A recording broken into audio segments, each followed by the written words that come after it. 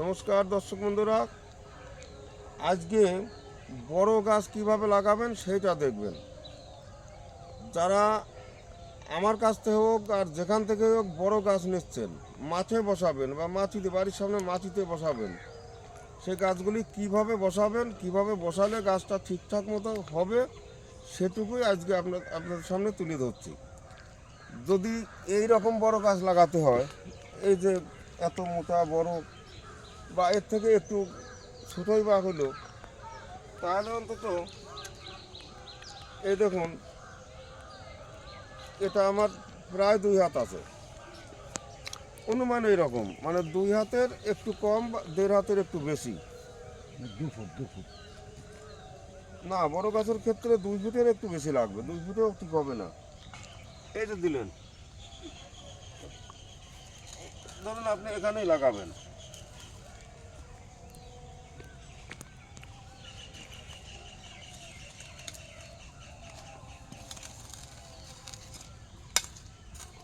এই যে এবার দরকার এইভাবে এই পুরো গর্তটা করা।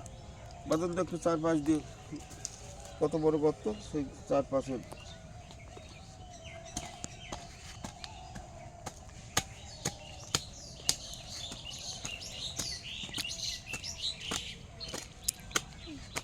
ছাড়িতে দর্শন দিলে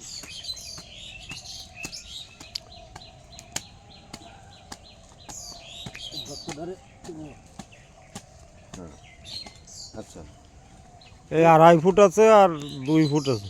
এই গাছ বিশেষ যদি সবচাইতে বড় গাছ হয়, এই আমার মতো এই যে শোয়ানো আছে এরকম বড় গাছ হয়, তাহলে 2.5 ফুটই, মানে চারিদিকে যে এইরকম এই যে এইভাবেই গোল করে গর্তটা করা লাগবে। এবার গর্তটাও তাতে প্রায় আবার 2 ফুট গর্ত করা লাগবে, কারণ 2 ফুট গর্ত না করলে, হ্যাঁ 2 ফুট এতটা গর্ত করা লাগবে। এই যে এই সম্পূর্ণ মাটি তুলে ফেলতে হবে। আচ্ছা, আমরা ঠিক গাছটা লাগাচ্ছি না, শুধু আপনাদের বোঝানোর জন্য দেখাচ্ছি। আমার একটা গর্ত করা আছে, এই যে বাদল, এবার 2-4 বোতল মাটি তোলেন।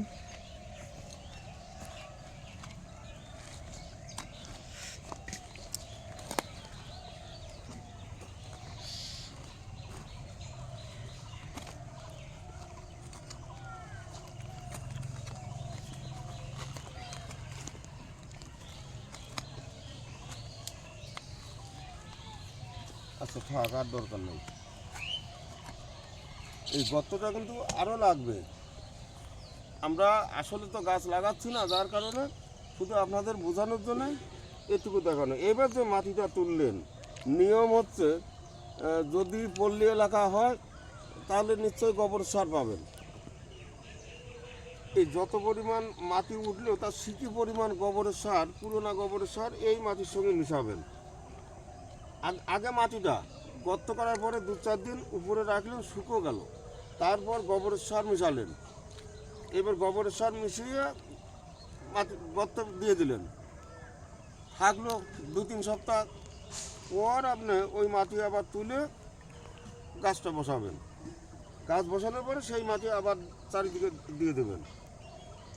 যদি আপনার গোবরের সার না থাকে, জোগাড় করা সম্ভব না হয়, তাহলে পরে কিছু খোল, শস্যর খোল, এরকম একটা গর্ত অন্তত 100 শস্যর খোল গুঁড়ো করবেন, আর কিছু হাড় গুঁড়ো, শিংকুচি, এ জাতীয় সার বা কিছু বেশি পরিমাণ ভার্মি, এই সব মিলিয়েছিলে এই যে তোলা মাটি, গর্তের মাটি, এই মাটিতে আপনারা মিশালেন।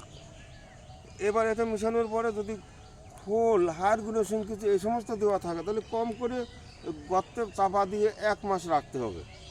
2 মাস থাকলেও ক্ষতি নেই, 3 মাস গেলেও অসুবিধে নেই, কিন্তু কম করে 1 মাস গর্তে চাপা দিয়ে রাখতেই হবে। তারপর সেই মাটি তুলবেন, এরপরে আপনি গাছ বসাবেন। গাছটা কীভাবে বসাবেন আমরা দেখাচ্ছি, একটু ধরেন।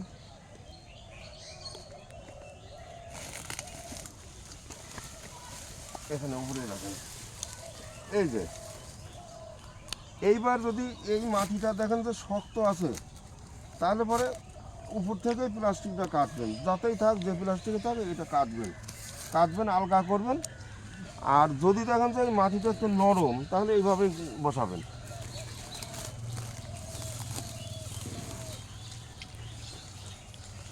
এই যে এইবার কাটবেন, এবার বেলেট ফেলেট কিছু দিয়ে কাটবেন বা যে কোনোভাবে প্লাস্টিকটা সম্পূর্ণ তুলে ফেলবেন, নিচে যেন প্লাস্টিক চাপা না থাকে। আর এই যে যে মাটি গর্তে আপনি সার মিশিয়ে চাপা দেওয়া ছিল, সেই মাটি গর্ত করে উপরে রেখেছেন, সেই মাটি আবার এই চারিদিক দিয়ে এইভাবে চারিদিক দিয়ে ভর্তি করবেন। আর এই যে মাটি, এই গাছের মাটি যতটা আছে, বড় গাছ ছোট গাছ হলে অতটা দেওয়া লাগবে না, এই বড় গাছ হলে কম করে এতটা, এ কত হবে 7-8 ইঞ্চি হবে। কি হ্যাঁ, এই 7-8 ইঞ্চি এই গাছটা যেন লেভেল মাটির থেকে নিচে যায়। আর এইভাবে মাটি দেওয়ার পর 4-5 দিয়ে এই মাটিতে যেন আঘাত না লাগে, এইভাবে মাটি করেন, অন্তত 1 পাশ করেন। ওই যে ওদিক নিয়ে আসেন।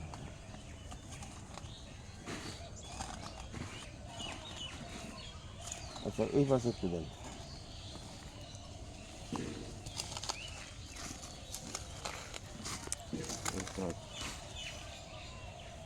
এই যে কিছু মাটি দিলেন, এইভাবে গর্ত মাটিতে চাপ পা দিয়ে চাপ দিলেন, এই দেখেন এখন কিন্তু আর গাছ পড়ছে না। এইভাবে চারিদিকে মাটি দিবেন।